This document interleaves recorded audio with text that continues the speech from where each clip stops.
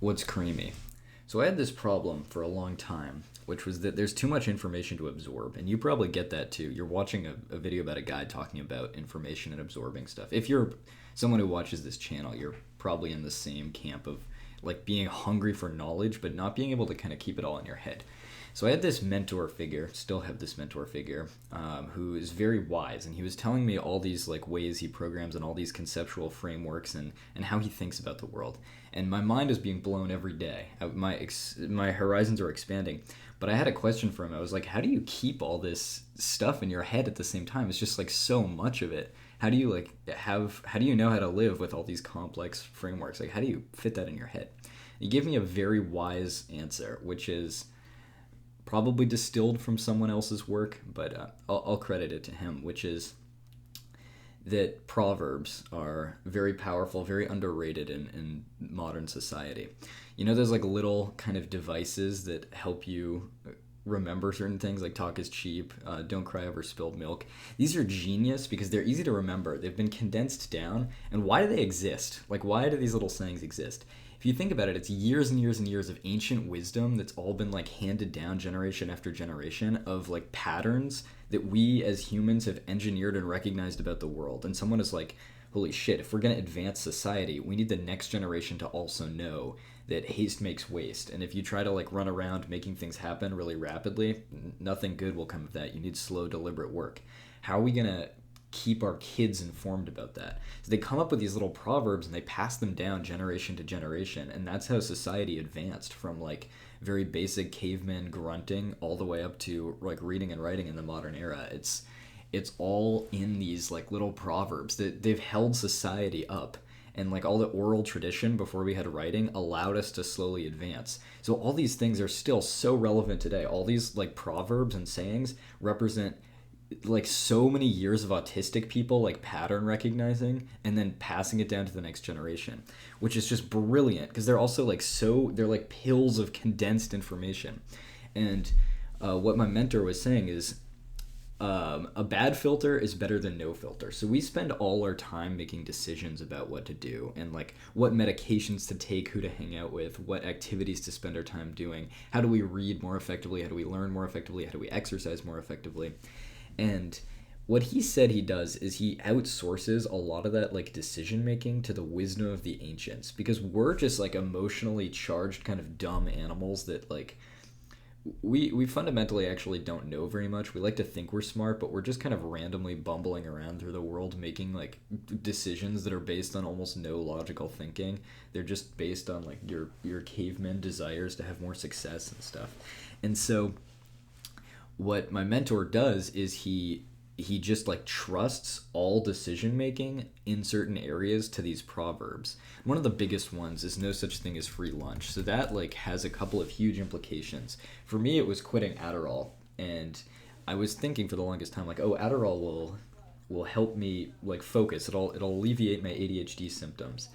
And to some extent that's true. Adderall is a very useful tool, but there's no such thing as free lunch, meaning that you can't just get ahead and pay no price or consequences for it. So the side effects of Adderall, the physical ones, are very minor. It's just like slight liver damage, increased, I don't know, you'll sweat more, your body temperature goes up, higher blood pressure. Not terrible. I'm young and healthy. The more terrible thing is it's just a band-aid on top of deeper symptoms, which is like TikTok and YouTube are just dopamine farming, engineered to steal your attention pieces of garbage. And putting Adderall on top of that like won't really fix the problem. It'll just make it slightly easier for you to sometimes focus on reading and writing, and then you'll go right back to the same habits, except now you're like in deeper because your brain expects an even higher level of dopamine. But that's not entirely true of Adderall. It does have scientifically proven things, and if it works for you, it works for you. ADHD is a real thing, but I no longer take Adderall and I don't need it. I can focus perfectly fine. And no such thing as free lunch also applies very well to AI and like cheating your way through learning stuff. Like, yeah, it feels great to fix problems immediately by zipping around Stack Overflow and whipping them into shape with ChatGPT, but you're kind of leaving your knowledge behind. You're just becoming like a fixer monkey instead of like a deep, knowledgeable senior engineer who's like, yeah, I solved that problem manually.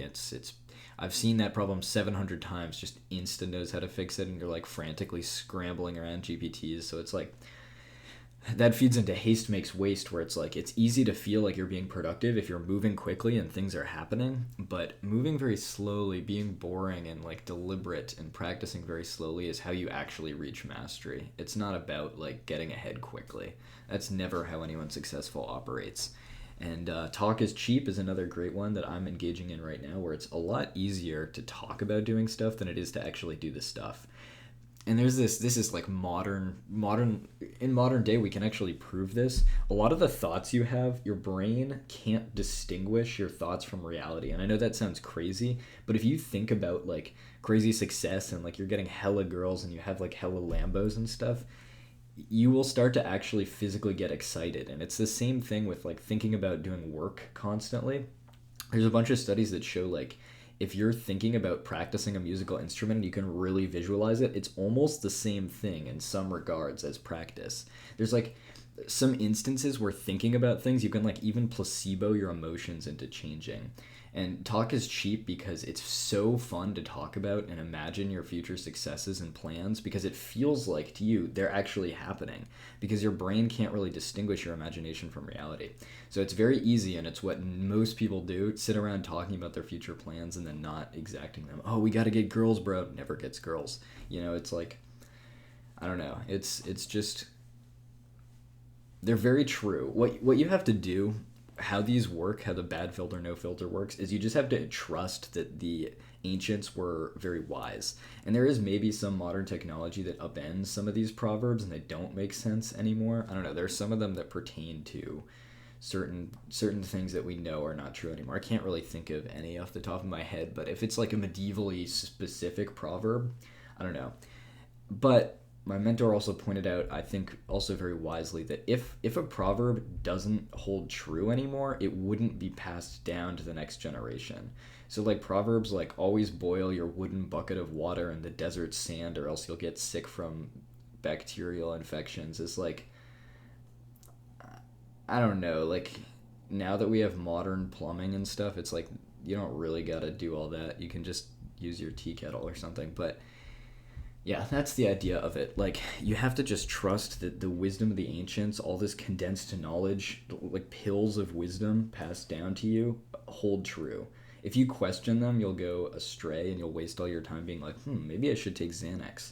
Maybe weed will get me ahead mentally. Maybe if I do this meta learning technique instead of buckling down to do the work. Maybe if I do 10 things at once, maybe one of them will catch on.